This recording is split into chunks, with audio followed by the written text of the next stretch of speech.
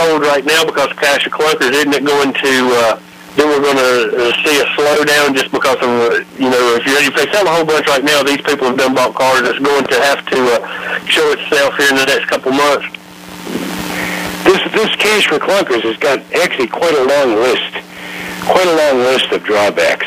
They're taking almost 500,000 cars off the road, destroying them. Easily, 1/3 to 1/2 of those cars. I've been a mechanic for many years, and I'll tell you right now, 1/3 to 1/2 of those cars have got many years of life left in them. So this is kind of in the opposite of green recycling kind of mentality. This is also going to drive up the prices of the existing used cars. Exactly, that is right. I went by our local Chevrolet dealership just to see what the ones that were traded in looked like, and they had clunker wrote on their windshield, and vehicles. I mean, this was a 1975 great big land yacht, Ford, Chevys, and Dodges like they'd like to portray. These were late model cars that looked like they had plenty of life left in them. Yeah, the majority of them, 60 Minutes or one of those shows on TV, they showed a lot boy. A lot boy is a guy that moves cars around and just kind of does odd jobs around a dealership. And they had stuck him with the job of pouring the caustic material into the motors to destroy them.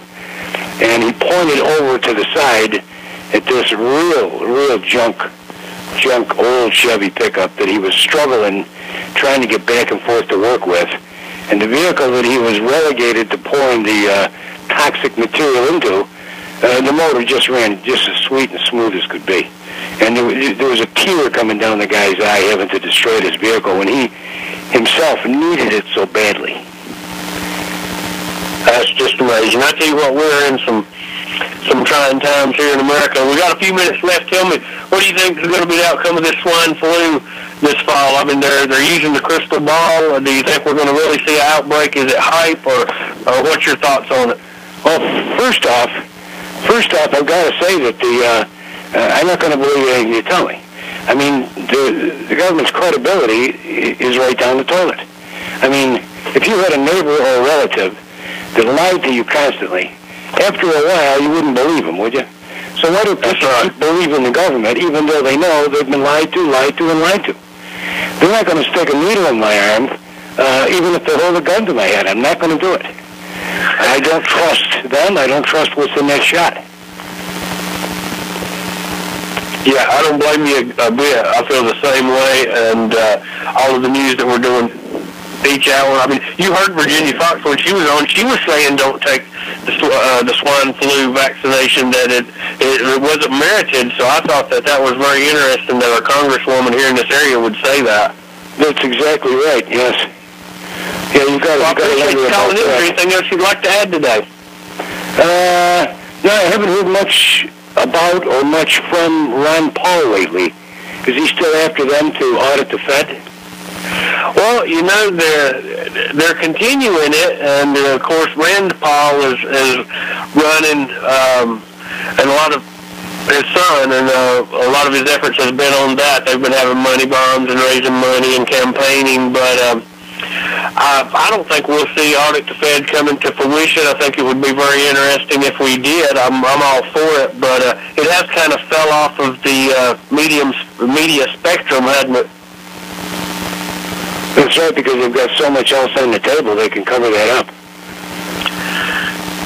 Yeah, so we're going to continue to follow that story, and I certainly do appreciate you calling. I think you're right on the cash for clunkers, and Michelle Obama spending almost $2 million of the tax money a year to keep herself up. I mean, it's just amazing what the American people are willing to put up with from the elite that govern our country. Yeah. Two more things I just had to think of with the cash for clunkers. I know a guy up near Harmony that runs a small repair garage, and he's lost 5 or 6 older customers with older cars because they have gone with the cash for clunkers. So now that they've got new cars that are under warranty for 2 or 3 years, he's lost a few customers that he can't spare. AutoZone down here, I was in there yesterday. There was one other guy in there buying floor mats, things are real slow in the auto parts business too, with another 500,000 cars that don't need fan belts and batteries and things anymore too. So it's a ripple effect that's negative all the way around, including it's going to hurt your sales the next 3 or 4 months. They're going to crash. I mean, the ripple effect, the fact that these vehicles can't even be used for salvage after 6 months, they have to totally be destroyed. Well, it's like anything the government gets their hands in, they usually make a big mess out of it, and it costs the middle-class taxpayers a whole heap of money that we can't afford in this depression, so it's just more of the same. But, hey, I certainly do appreciate you calling, and feel free to call back anytime. Okay, guys, thanks for doing a good job. Bye-bye. Hey, thank you. Brian, I thought Dave made some great points. I mean, a lot of people feel just like Dave, and I know I do. I mean, we are witness to the government just making huge mistakes after huge mistakes with our money, and we have to pay the price. And for the future of our children and our grandchildren, what we're setting up, just as we said, since Obama's taken office, he has over doubled the deficit, almost tripled it. We're going to have a $2 trillion debt just this year. I mean, people need to find out how significant these numbers are. And just this past week, Reuters reported that Reader's Digest plans to file for bankruptcy. Reader's Digest Association, publisher of the widely read Reader's Digest magazine, said on Monday it would likely file for Chapter 11 bankruptcy for its U.S. business to cut its debt load. The media company known worldwide for its family-friendly namesake magazine been trying to slash costs and boost growth since it was taken private in 2007 by investor group led by Ripplewood Holdings. So here another company that's been around for, I guess, my whole lifetime, probably yours, having going bankrupt. Just as you drive around, you're seeing more and more stores closing. We got just a few minutes left. Brian, any comments you'd like to make on that? Many mainstream media outlets here in the United States, of course, suffering terribly. All the Washington Post, New York Times, LA Times, revenues plummeting. I mean, that's not only a reflection of the fact that they distort and manipulate most everything that they report, but it also has to do with, of course, why should I pay for it when I can look it up online for free? And even if I did or was able to pay for it, I probably don't have time to look at the paper anyway, given that I have to work 75 hours a week just to, survive.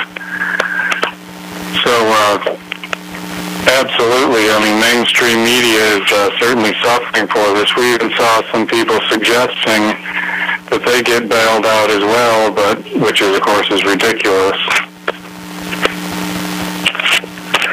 You're listening to the Real News with Farron and Brian every Saturday, 9 to 11 Eastern Time. Our website's therealnewsradio.com. Any of the videos we play, you can go there and check them out for yourself. The main video, FDR's inauguration, I urge everyone to listen to that, and you will get a lot of the information we're going to be discussing starting September 5th. Also, we're planning a downtown street event unless we can find a better venue. We are looking for suggestions from the listeners. September 12th, we want to give out a lot of information, protest the coming vote on the healthcare system, protest the move to socialism that is happening in this country as we speak, the evaporation of our freedoms, and this oppressive, tyrannical dictatorship of a government is being rammed down our throat, and all these bailouts that absolutely does not represent the will of we, the people. The thing that we have in common is freedom, and that is what we